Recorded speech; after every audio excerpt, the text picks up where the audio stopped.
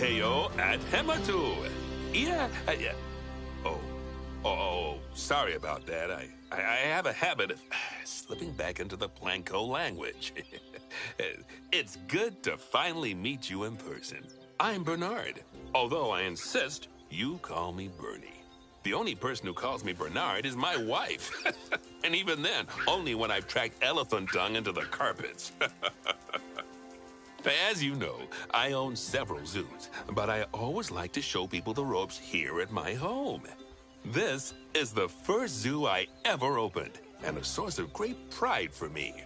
And prides, thanks to a lion breeding program we ran in the 80s. But we're in the middle of a big renovation, and that's where you come in. Sadly, our old contractor had to retire after developing a fur allergy. Poor devil kept sneezing his dentures into the lion habitat. So, it's up to you to finish everything off. Don't worry, though. I'm not completely throwing you into the deep end. My head keeper, Nancy Jones, will be lending a helping hand. Oh, she's a hard worker, and she'll expect you to be too. But I'm sure you'll get along like a house on fire, or even better, one that isn't on fire.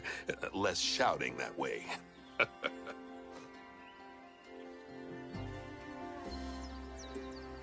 Hello there. From that rosy, fresh face of yours, I'm guessing you're Bernie's new hire. Good. Now, I hope you're ready to ditch your diploma because we're about to get really hands-on. But before we begin the real work, how about we familiarize you with the zoo by learning how to fly around it and visiting some of our beautiful animals? We'll start by popping over and having a look-see at the grizzly bears in their habitat.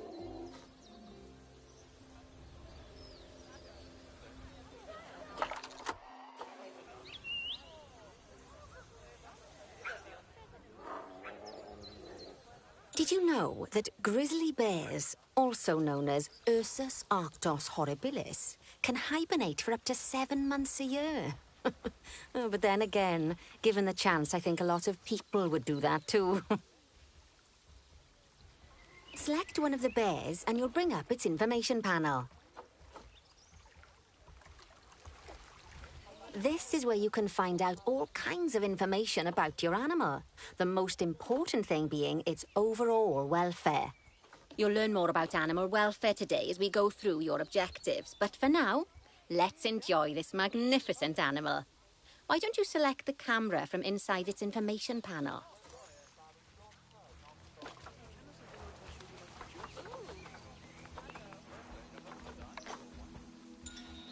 See, now this is a fantastic way to get a close look at your animals. Okay, when you're ready, let's pop over to the other side of the zoo and take a look at the lions. I've marked their location for you to find.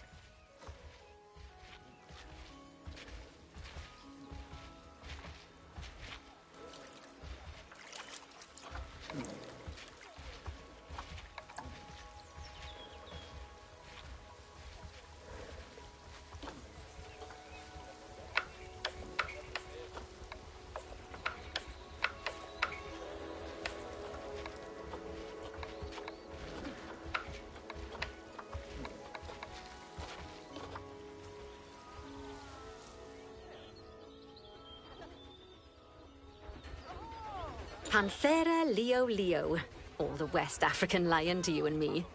Lions are the most social of the big cats, and there can be as many as 40 lions in a pride, although prides of that size are pretty rare.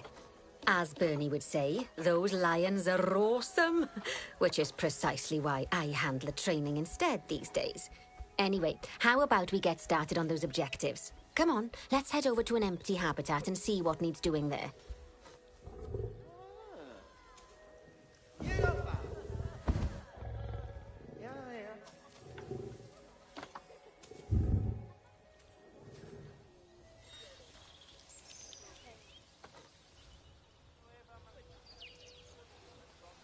As you can see, it's a lovely space for animals, but it's missing a certain something.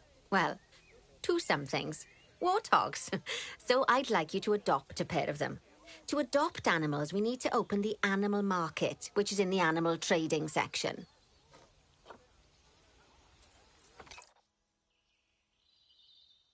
There we are. A pair of perfectly splendid warthogs for our zoo. Just select them and choose Adopt. Normally, the animal exchange would be full of animals, but I've emptied out the market while you learn how it works. The last thing I need is you accidentally ordering a dozen elephants. When you adopt an animal, it's automatically placed in the trade centre, where they're held until you're ready to move them into their habitat, which, as it happens, you are. So how about you move them into their new home?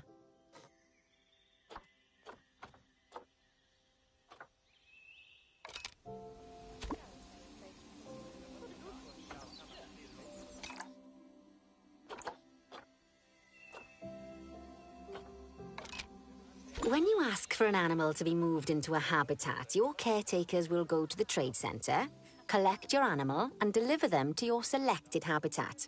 I've marked the trade centre's location, so let's go and watch the caretakers in action.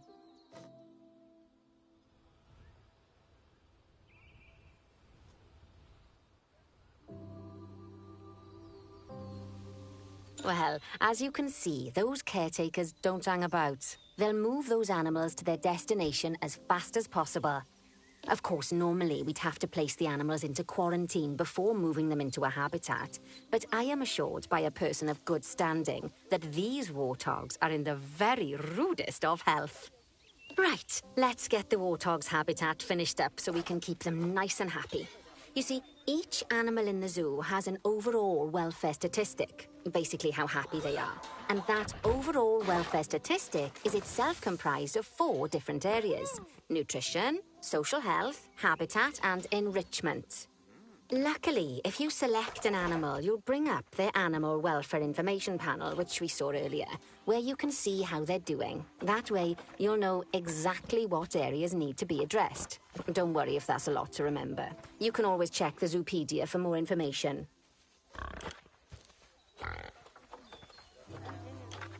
Let's start by making sure we're taking care of the warthog's nutrition welfare. To do this, we'll need to place a food station and a drinking station. Now, each animal requires a different type of feeding station. And for the warthogs, it's a small feeding trough. So let's add one of those and a water bowl.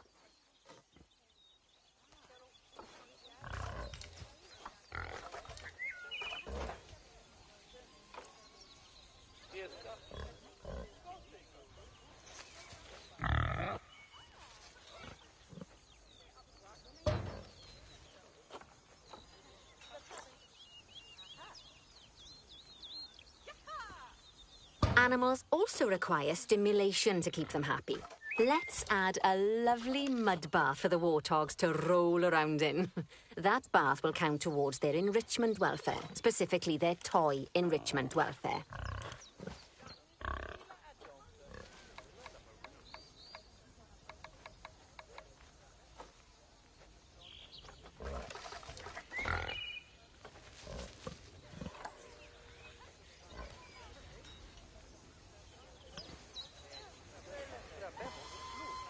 Oh, nice work. You've got a knack for this, I see.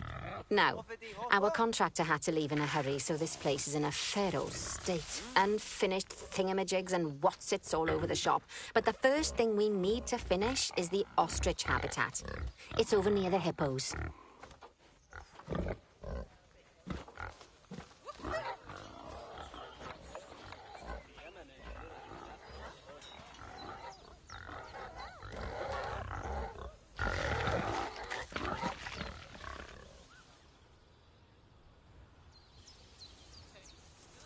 Oh, before we actually start building our ostrich habitat, let's pause time for a moment.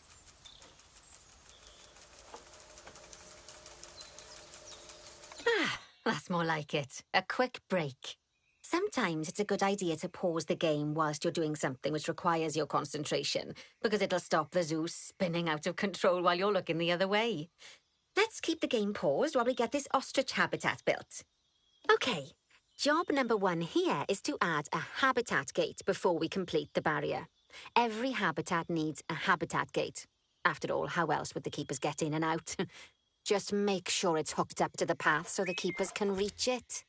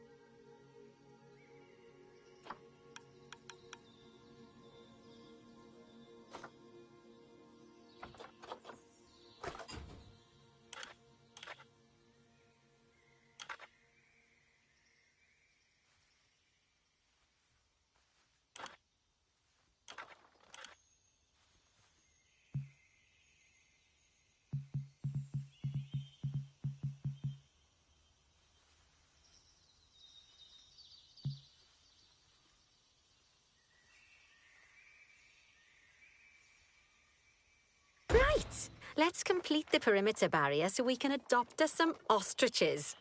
I've marked out an area for you to use, so I'd like you to finish off the perimeter using the brick barrier.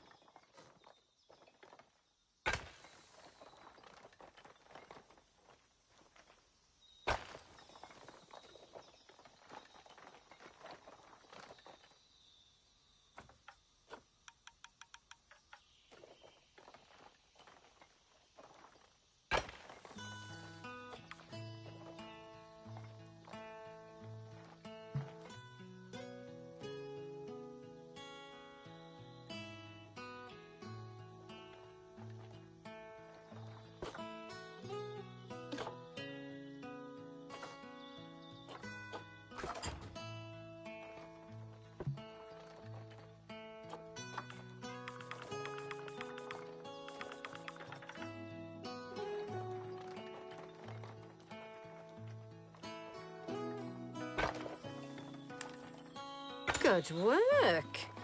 Remember, before you can place animals in any habitat, it has to have a full loop of connected barrier. Now, you've probably noticed that guests can't actually see into this habitat at the moment. At least not without a stepladder. But seeing as they're banned, I'd like you to select a piece of barrier and swap out the brick for a glass barrier, so the guests can see in.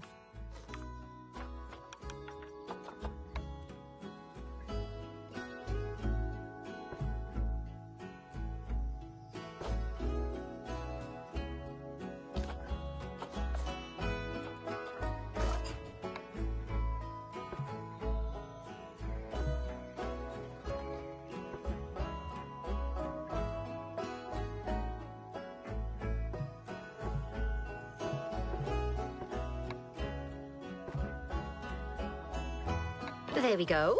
Adding in more windows gives guests even more opportunities to see the animals in a habitat. It's always best to make sure the guests can get a good view into a habitat from the path they're walking on, because it makes them happy, and because this would be a pretty terrible zoo if they couldn't. The last thing we need to do is to add a donation box. You see, when guests enjoy the view of an animal, they'll make a donation. Just make sure you put them in easy-to-reach places, like near a viewing point. Donation boxes are one of the main sources of income for the zoo, so make sure you remember them.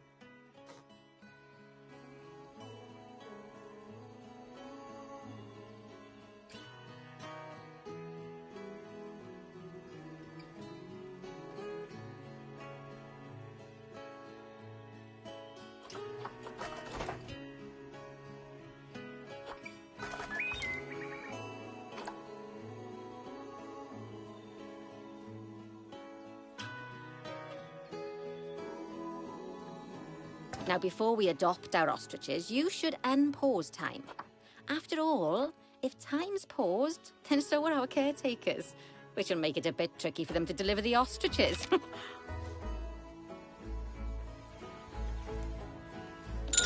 Oh, by the way, as well as pausing time, you can also speed it up. It'll run everything at 2 times and 5 times faster. It can be useful, especially if you're waiting for money to accumulate or for animals to be delivered to your habitat. Personally, I use it when I'm waiting for a brew to finish. All right, you've finished the habitat, so it's high time we adopted those ostriches, don't you think? Let's get 4 of them in here.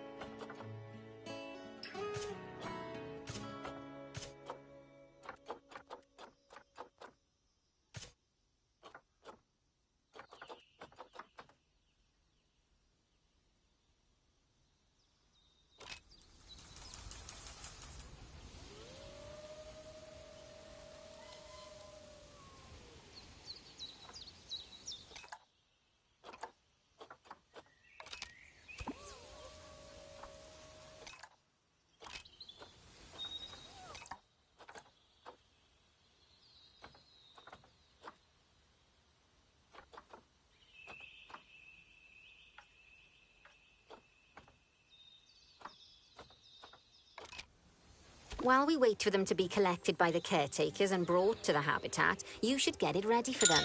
Add a suitable feeding station, water station, and an appropriate food enrichment item. It's often best to place things like enrichments and feeding stations near to the habitat perimeter, so guests can get a really good view of the animals.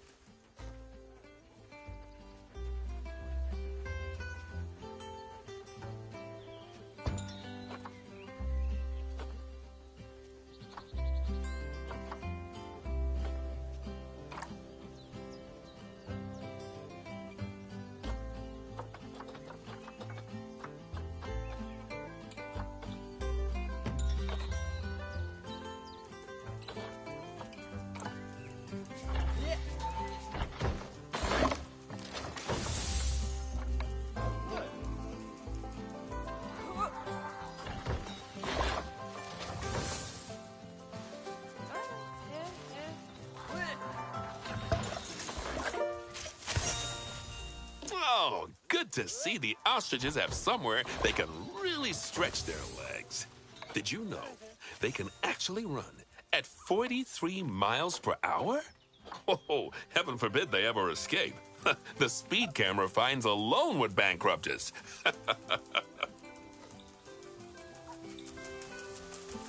Well, Bernie certainly seems impressed. Did you do his speed camera joke? Every time we get an ostrich. So, now we've made the ostriches' lives a bit better, let's do the same for the keepers, shall we? To make it easier for the keepers to feed the ostriches and hippos, we should build a new keeper hut.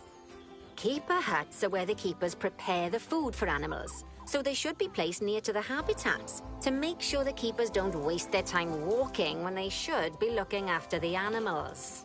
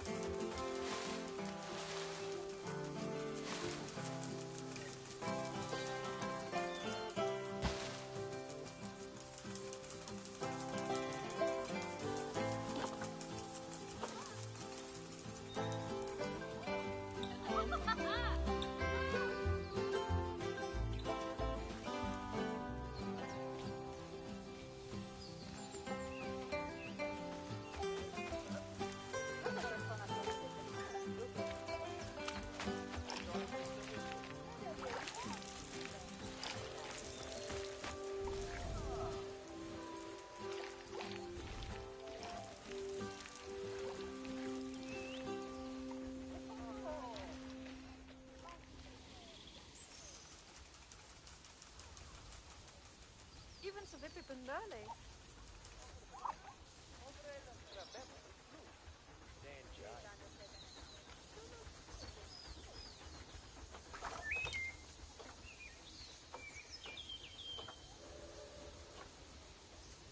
You'll need to rotate the keeper hut to get it to connect up to the path.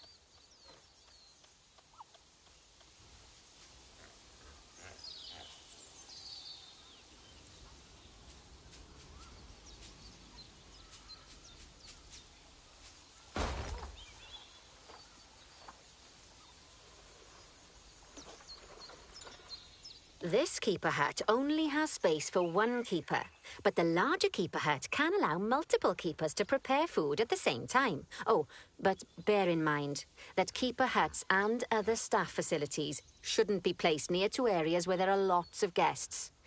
Guests don't like seeing facility buildings, and it can affect their happiness. Negatively. In case that wasn't clear. Something that all facilities, shops, and a whole host of other objects need is power. And that obviously includes your newly built keeper hut. So let's place a transformer next to it, shall we?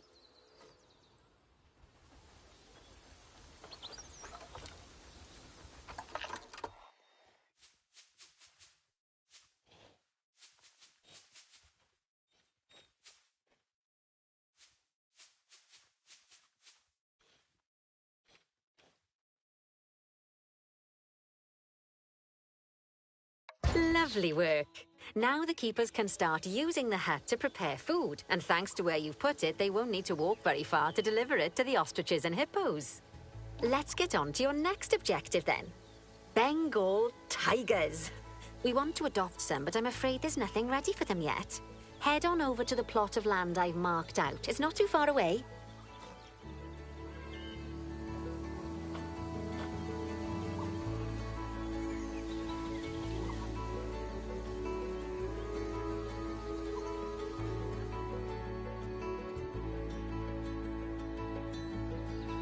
Righty, your next job is to build a habitat from scratch. And concrete and glass, I expect. So, go ahead and build it. Just make sure that the habitat includes that big hole we've dug. Oh, and don't forget to add a habitat gate to the barrier. Oh, and make sure the guests will be able to see the tigers.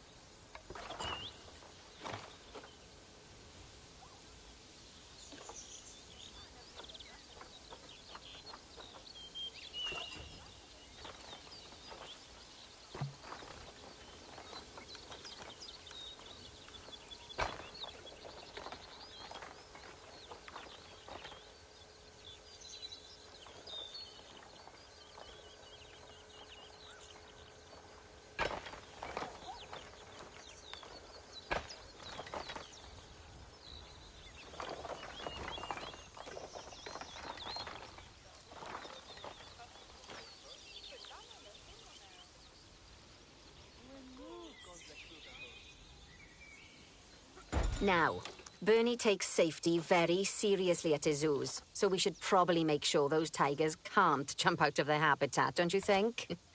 The way we'll do it is by changing the height of the habitat's barrier. Okay then, let's select the habitat barrier and then jump into barrier editing mode.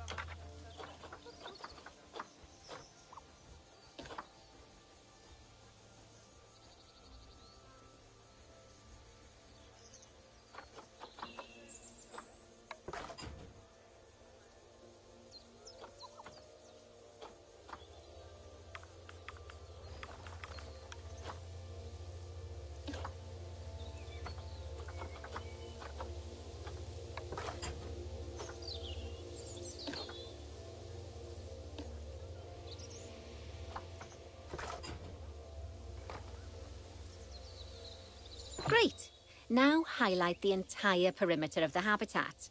You can do that by selecting fence segments one by one, or select one and hold to use the multi-select mode.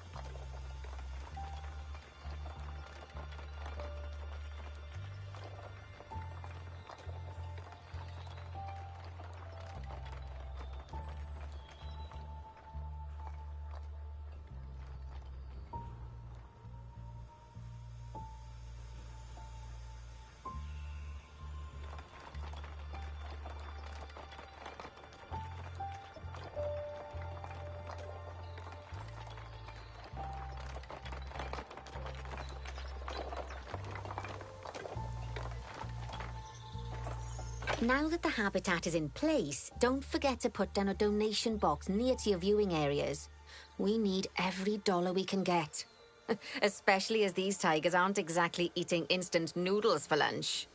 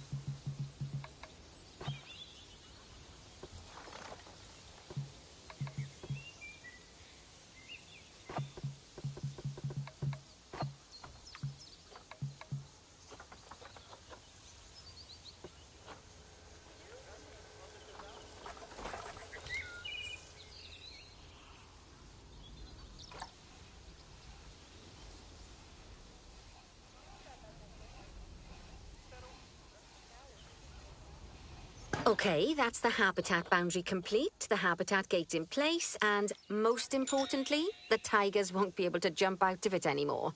I think it's time we adopted those tigers.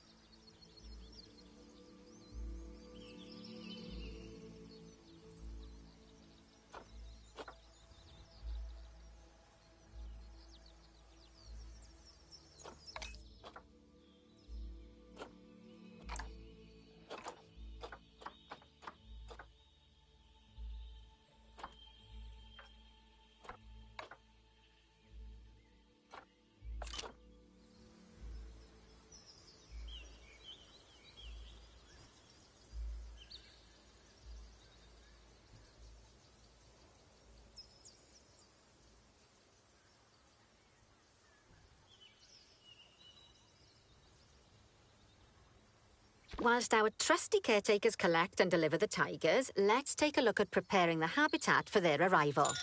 We'll start with the basics. Add a suitable feeding station for them.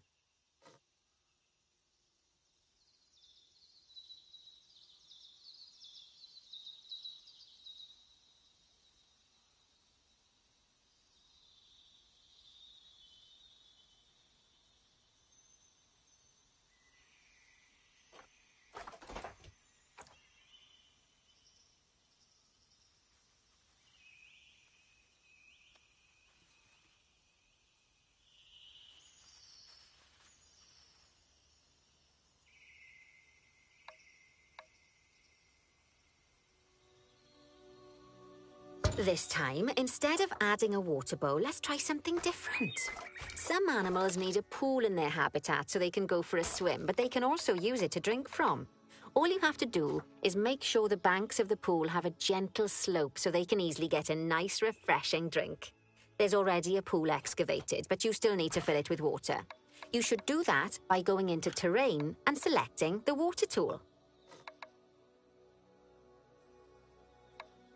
Yes, that'll do nicely. Of course, just like the warthogs and ostriches, these tigers will also need some enrichment. Why don't you add some suitable toy and food enrichment items into their habitat?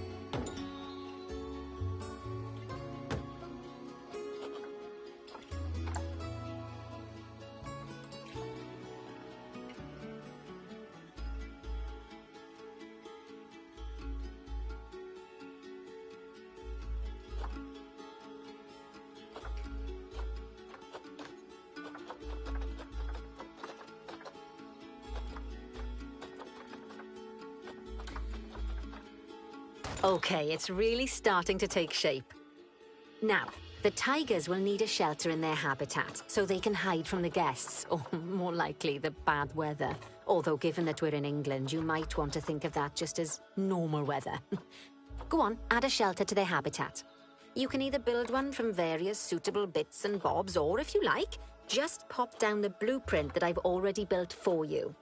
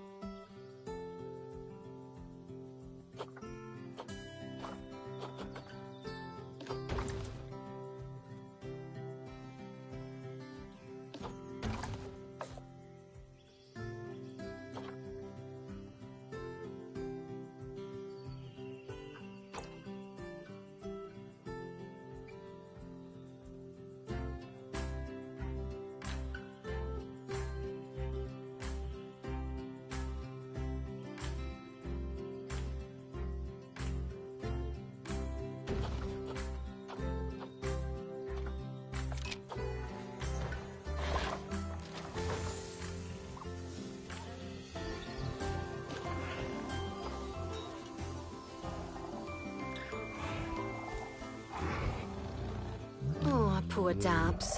I'm sure it can't have escaped your attention that the tigers look a bit miffed. That's because they aren't too keen on the type of terrain in their habitat. Select a tiger and bring up its information panel.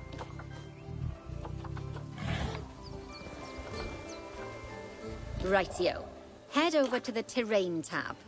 That way you can view the terrain information and see how they feel about different types of terrain. That'll tell you what the tigers need more of or less of in this habitat.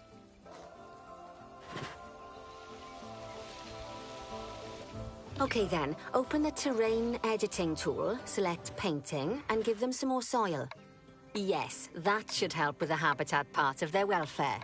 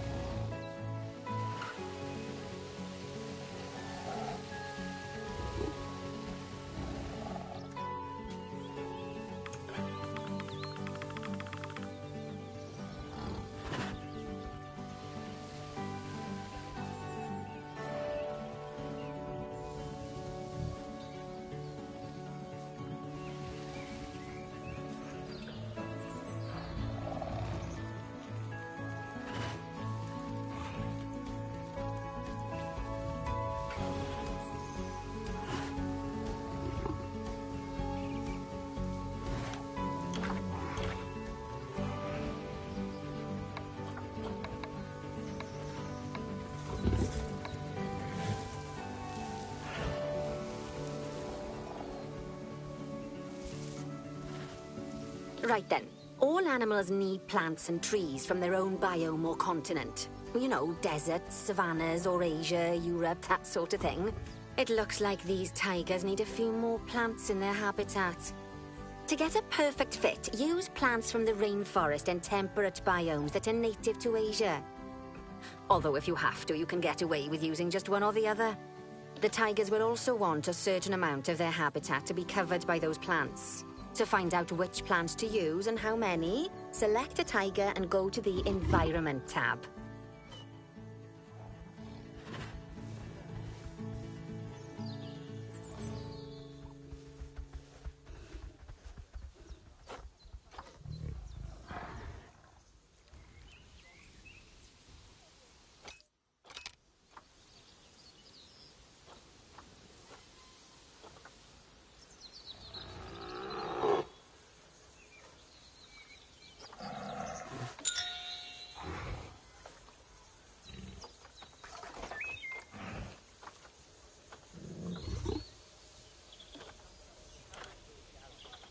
Now, as you can see, some of the plants currently in the habitat aren't quite right for the tiger, like the wattle bushes.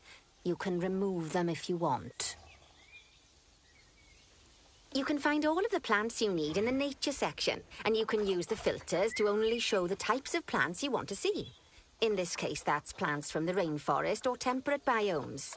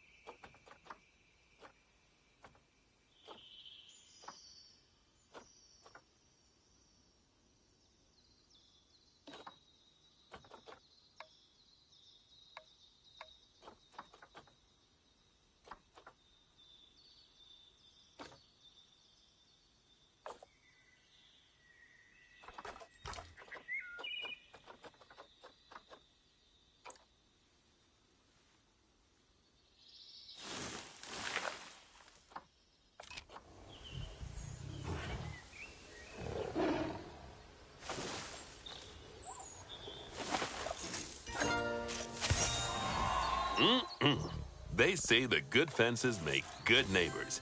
I guess that's doubly true when one of the neighbors is a Bengal tiger. Still, those tigers look so happy that I doubt they'd leave, even if you did poke a hole in their fence. Oh, but for heaven's sake, don't test that theory.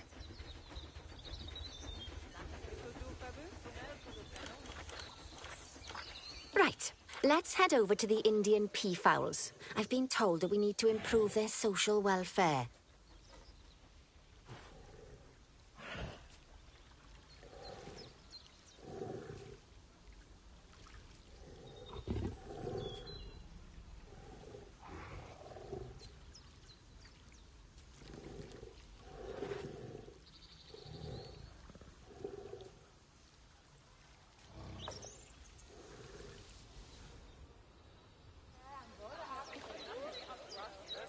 Now then, just find one of the peafowls and select them to open our information panel. Then we can have a good gander at how they're doing. Although technically, I suppose gandering would just be for geese.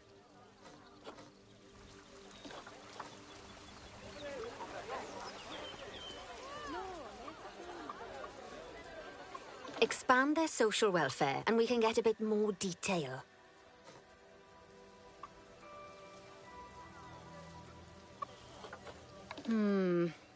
Now, they've clearly got plenty of space, and they're not stressed, but it looks like their social group isn't quite right. So let's find out more. Head over to the social tab to see what's wrong.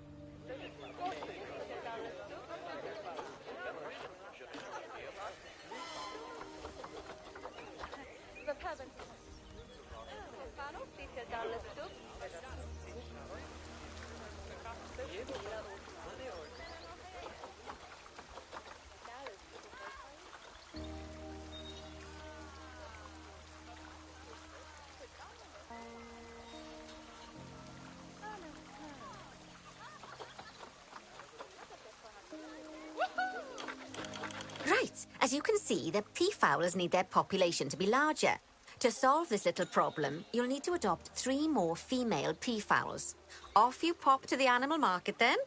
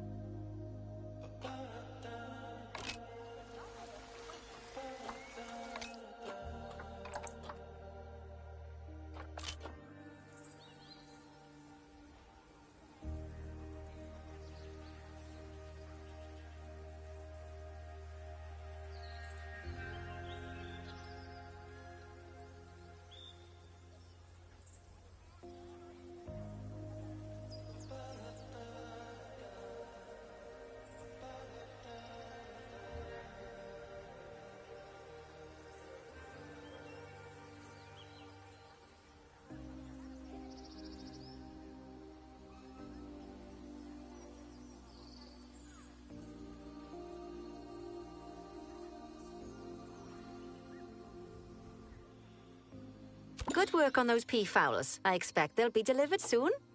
But sadly, it sounds like our snow leopard is a bit grumpy. Let's head over there and see what's wrong with her. Just like people, animals can suffer from stress if things aren't quite right. You know, like when you see someone put in the milk before the tea bag. In the case of these snow leopards, they're a bit stressed by their lack of privacy. You can lower their stress levels by swapping out the normal glass barrier by their cave for one-way glass. It's not a cheap option, but I think they're worth the expense, don't you?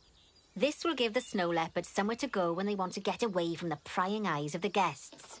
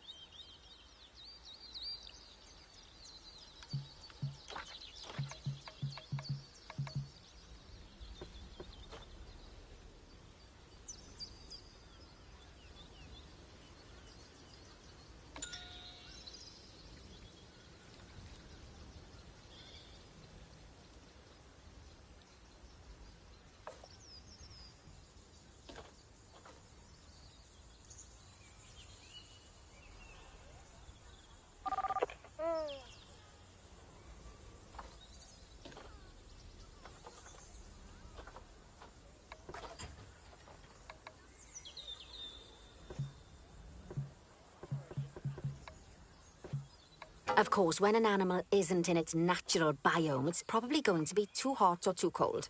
Unsurprisingly for the snow leopards, it's too hot. Even with the terrible British weather. You should help cool it down by adding some coolers to their habitat. But let's start by opening up the temperature heat map and having a look-see at the temperature in the leopard's habitat.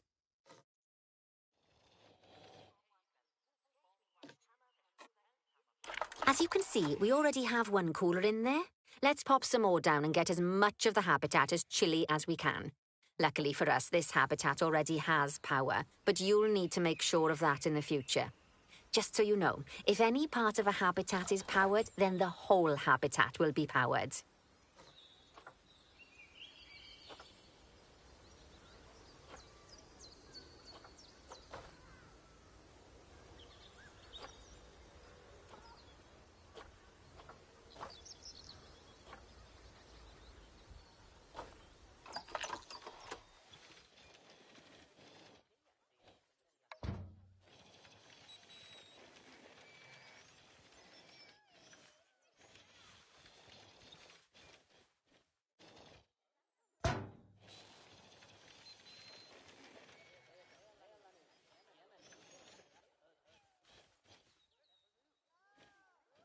You can find heat maps for all sorts of helpful things, so do be sure to explore them and make good use of them.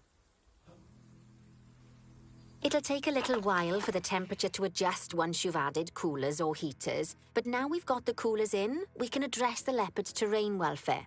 You see, what the leopards really want in here is snow and rock, so let's make that happen.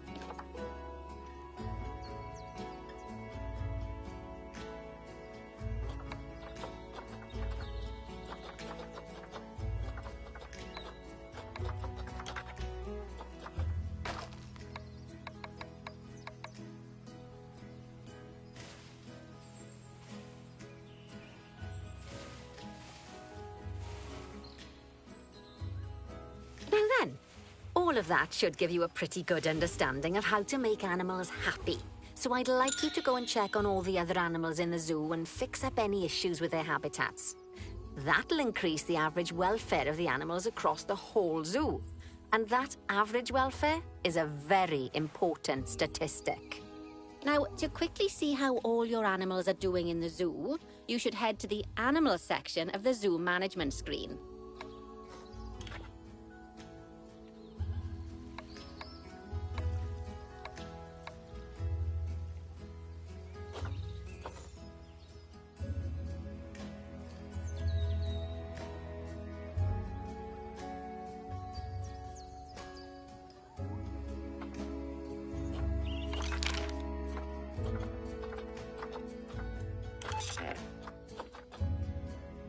As you can see, this list shows you the animal's overall welfare. So if something's amiss, then you can quickly pop over to them using the locate tool. Right, I'm off for a cuppa while you make sure all the animals are well looked after.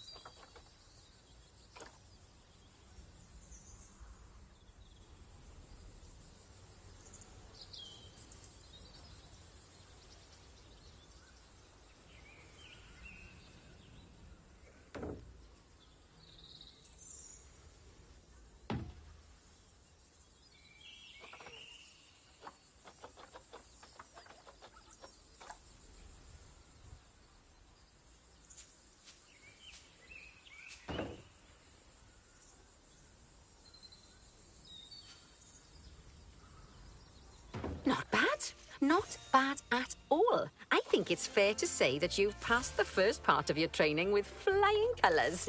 There's still lots more to learn, but we'll have to head to another one of Bernie's zoos for that. If you want to grab your passport, we'll head off, shall we?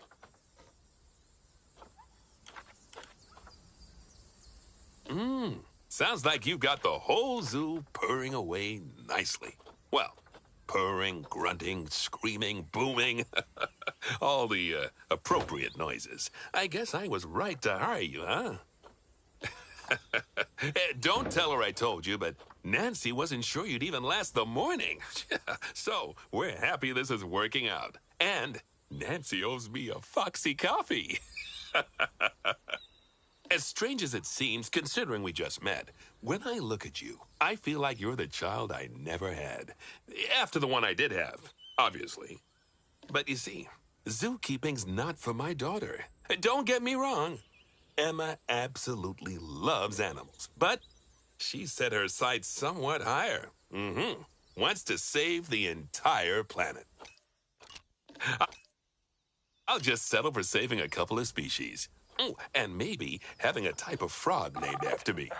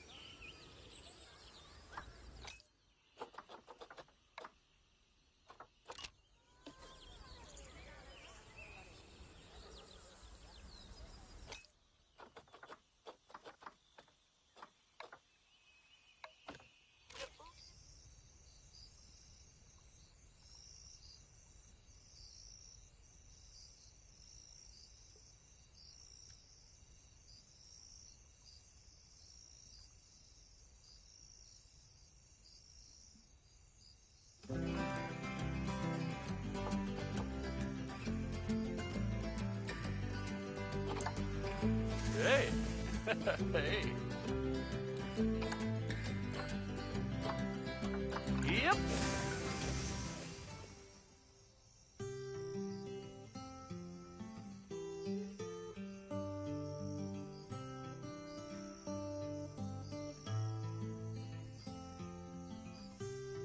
Yeah. Whoa. Yeah.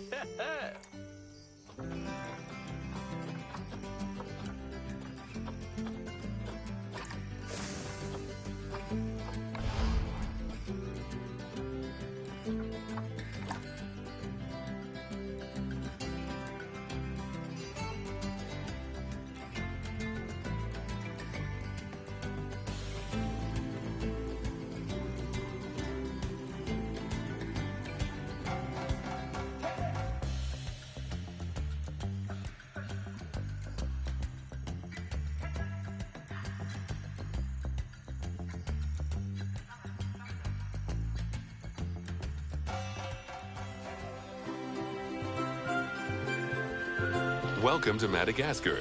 It's quite the change of scenery from dreary old England, huh? Apart from the weather, I suppose. They don't call these places rainforests for nothing. The zoo you'll be working in is an ape sanctuary, where we're doing vitally important conservation work. Not just for apes, but for all kinds of species. But apes, well, apes are some of the closest relatives to humans there are. And yet, the way the world treats them is like, well, very much like some of us treat our actual relatives. Anyway, that's why I'm determined that our operation here does some good. If we can all leave some part of the world in a better state than we found it, we'll have lived lives worth living. And speaking of states, I have a horrible feeling I left the house in the right one. When I get back, I expect my life won't be worth living at all.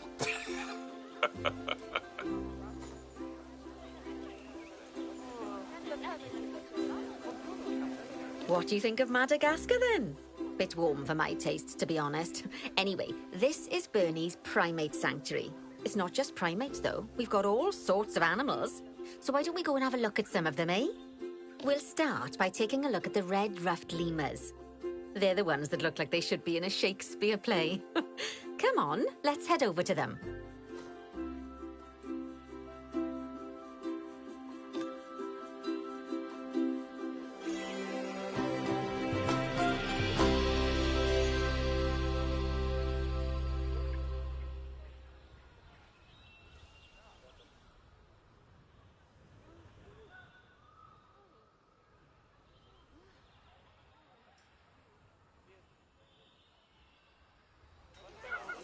Red-ruffed lemurs are found in the rainforests of Masoala. That's in northeast Madagascar.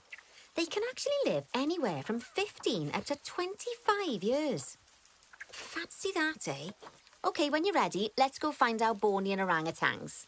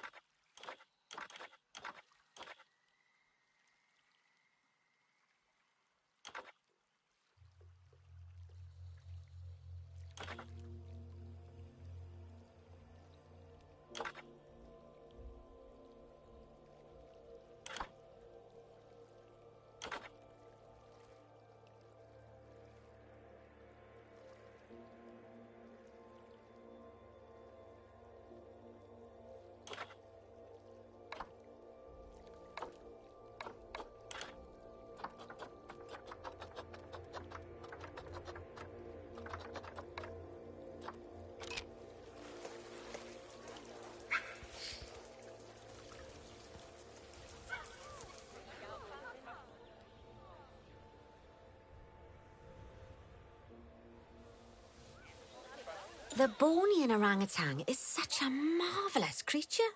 They're always a big favourite at any zoo they feature in, and they're also the biggest tree-dwelling animal on the planet. Assuming you don't count any lions that got stuck up one.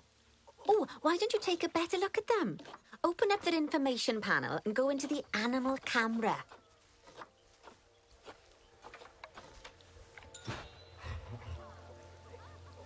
Aren't they just incredible?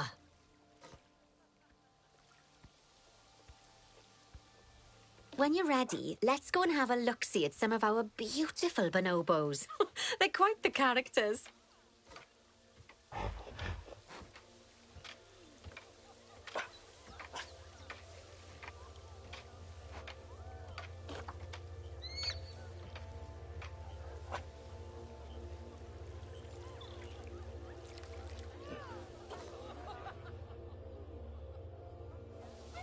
Oh dear!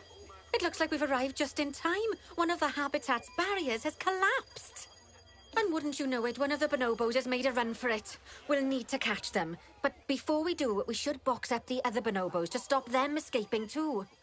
Select the habitat boundary to bring up the habitat information panel.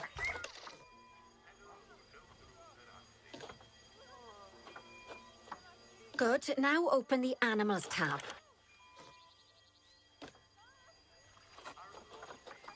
Box up the remaining bonobos with box all animals.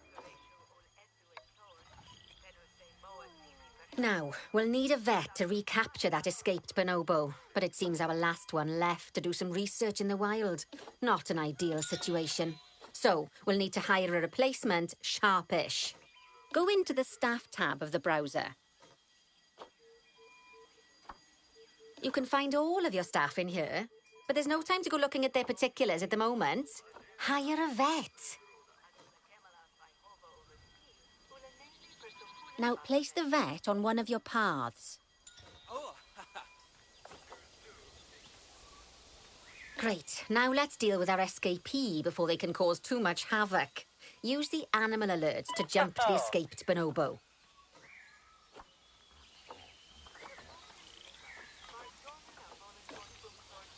Then press Call Vet to... Yep, you guessed it. Call the vet over to capture it.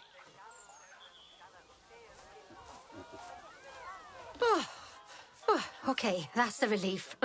So while the vet deals with our bonobo friend, let's go fix up their habitat so they can't escape again. Head back over there.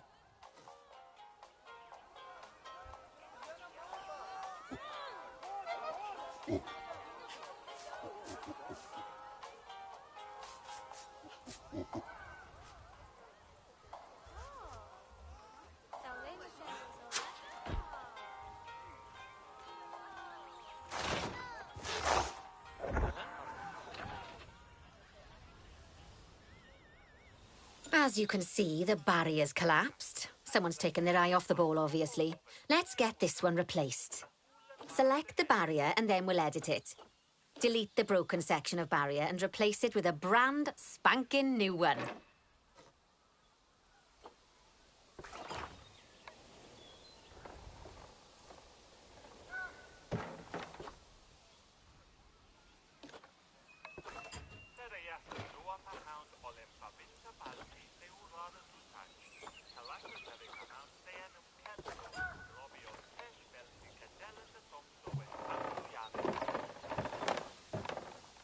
Good.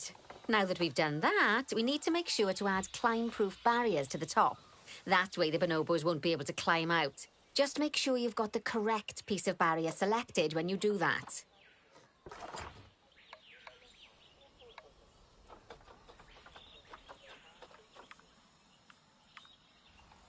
Okay, so go into the options section and select which side the climb-proof barrier needs to go on. And don't get it wrong. We're more worried about bonobos climbing out than guests climbing in.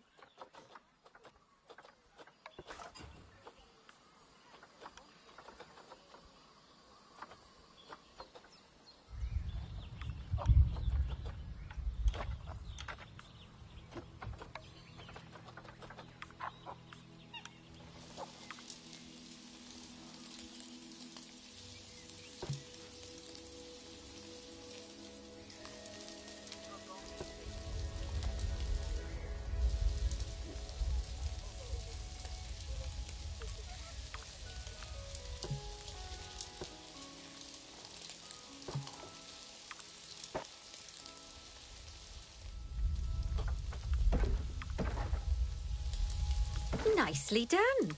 And I think it's high time we unboxed those bonobos, wouldn't you say? The poor mites will get sad if we leave them in there for too long. Select the habitat barrier to bring up the habitat information panel again. And then open the Animals tab.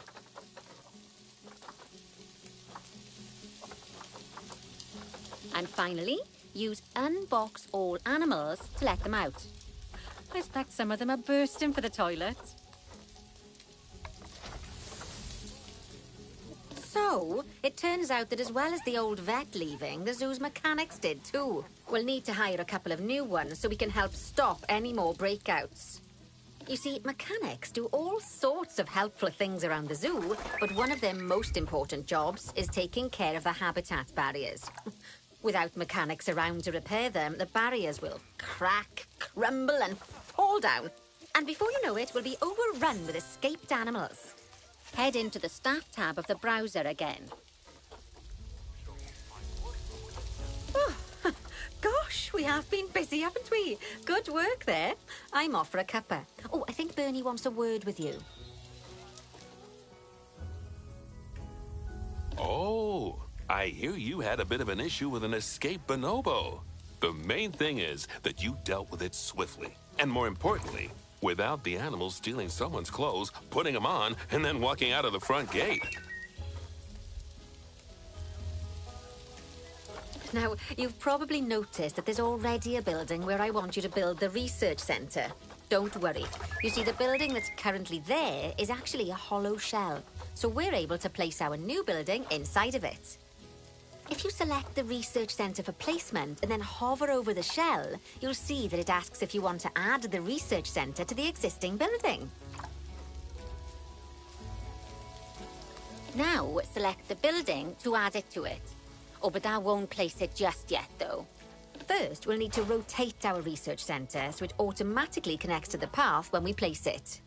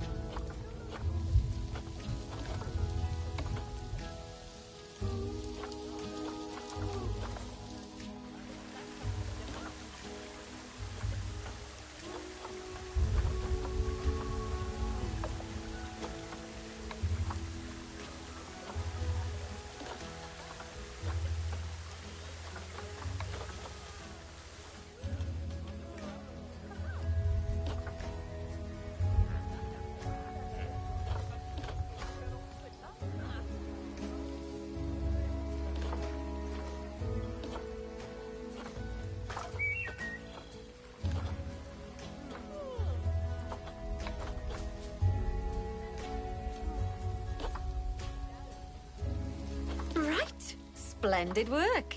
Now that we have a brand spanking new research centre, we can give our vets something to do in there.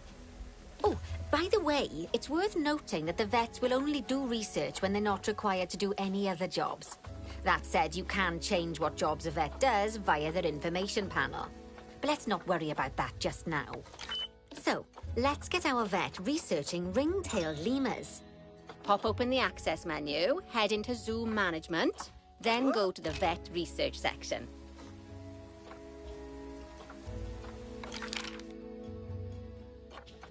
Here, you can see a list of all the animals present in your zoo, and also all the potential diseases that can occur.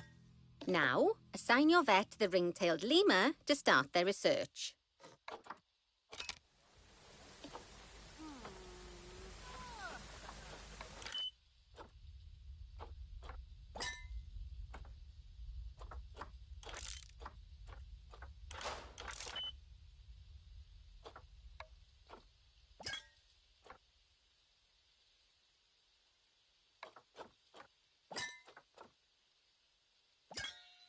Actually, thinking about it, I'm not sure we've got any education boards or speakers by the lemur's habitat. Let's head over there and add some, so our guests can learn all about the furry little delights.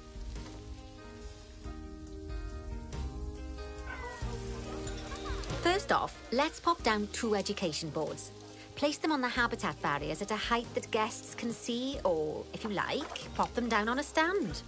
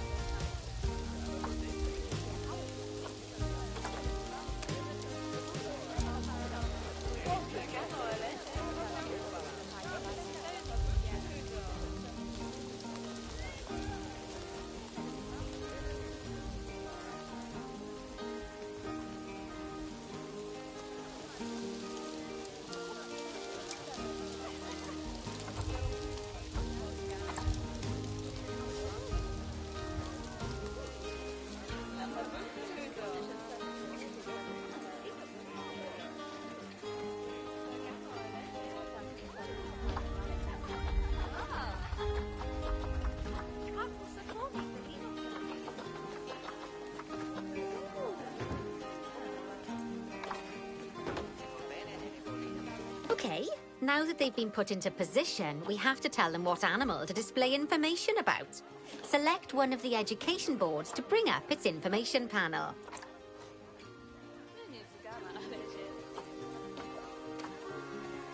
And from the drop-down list, select ring-tailed lemur. Although I'm sure that last part was obvious.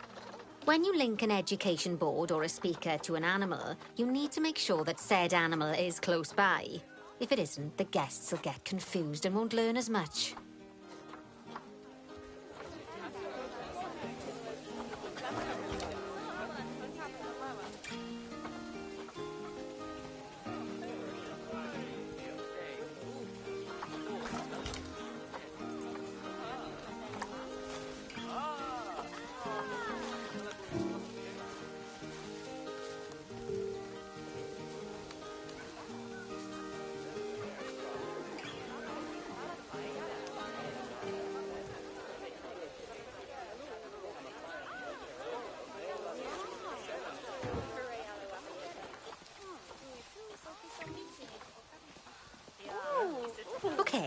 now that we've done the education boards, let's pop down a pair of speakers. Speakers play audio to the guests so they can learn while they look at the animals, instead of having to go through the laborious process of reading. Oh, one thing to bear in mind is that it's important not to put the speakers too close together. If you do, the guests won't be able to understand what's being said.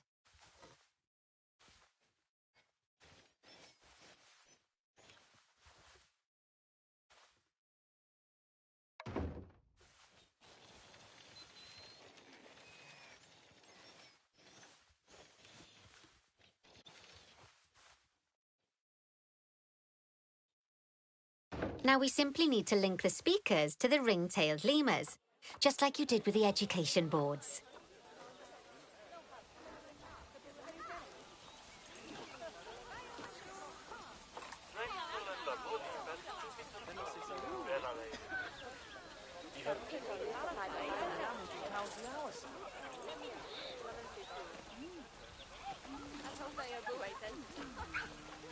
Fantastic! Oh, it's worth remembering that education boards and speakers both need power to work. They won't do much good without it. Oh, it looks as though our vet has completed their research on ring-tailed lemurs. We'll need to collect the results. Head back into the vet research area to take a look at their findings.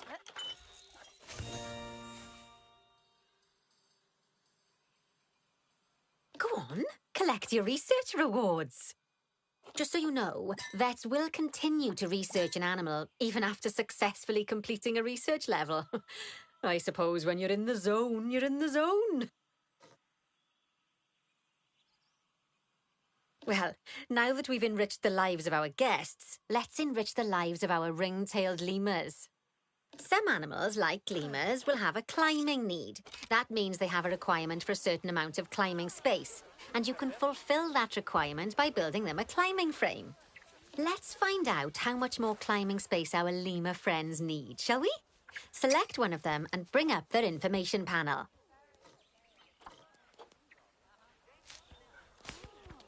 Next, pop over to the Terrain tab.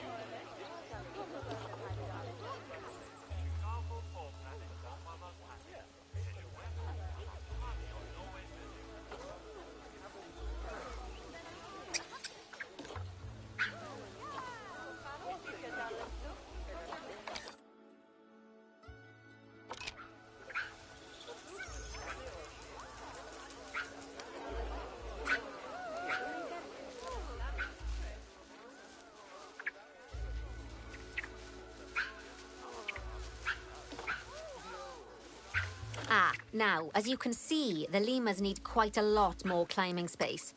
But as it happens, I've already got a climbing frame blueprint built for you. So you can either pop that down or build one yourself from scratch. By the way, it's not always just climbing needs that you have to worry about. Other animals might need a certain amount of water in their habitat so they can go for a swim. They certainly do keep us on our toes.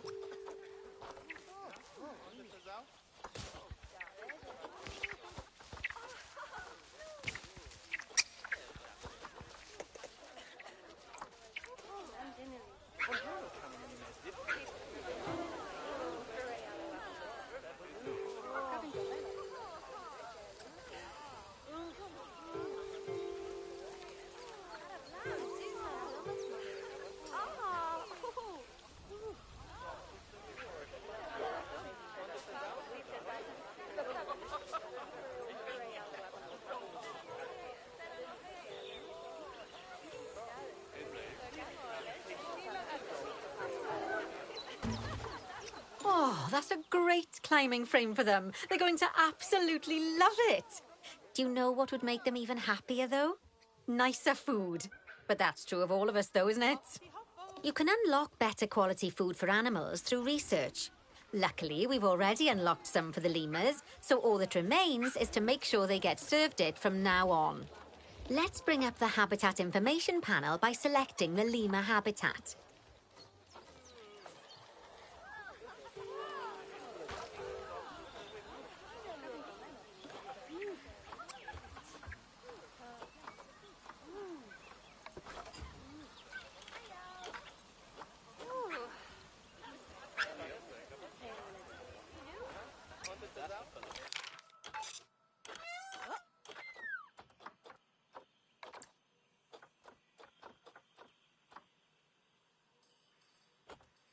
Lovely. Now select the Animals tab.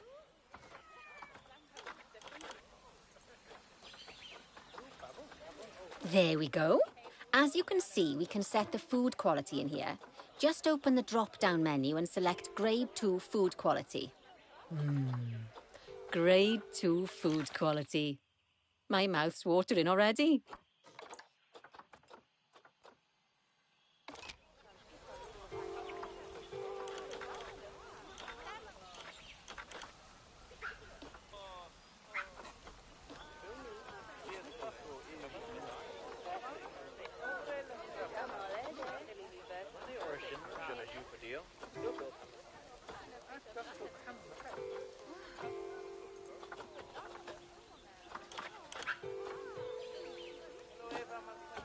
So, a new climbing frame and better food. Oh, you've really spoilt those lemurs rotten. Now, I think it's time we looked at one of the zoo's most important responsibilities, releasing animals into the wild. You see, when we feel an animal is ready, we can release them into the wild. But what makes an animal a good candidate for release? Well, their age is an important factor. I mean, we can't release an animal that's a juvenile, just as we can't release one that's gotten too old. They'll also need to be fertile. After all, the idea is to repopulate the wild, so the best candidates will have a high fertility gene. And together, the age and fertility of a candidate will determine how many conservation credits we'll be rewarded when we release them. Now, conservation credits are vitally important. They're the lifeblood of your zoo, because earning them allows you to adopt even more animals. And what's more, the animals you can adopt will be of a higher quality. So, with that in mind, let's pop over to our orangutan habitat.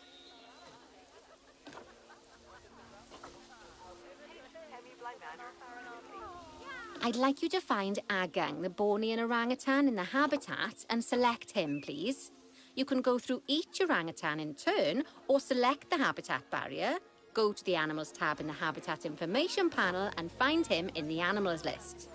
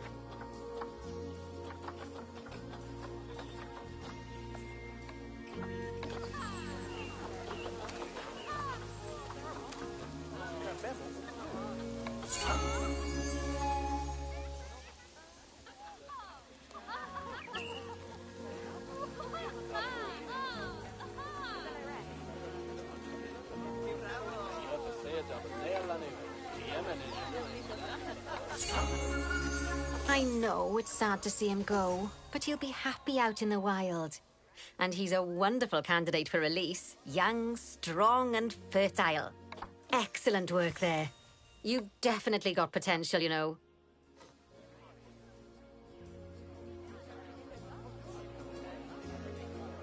Ah, I see you've been doing some homework. Although, it hardly seems like work when you're learning about something as adorable as a ring-tailed lemur. I imagine I'd have got much better grades at school if there'd been less algebra and more aldebra. Tortoises.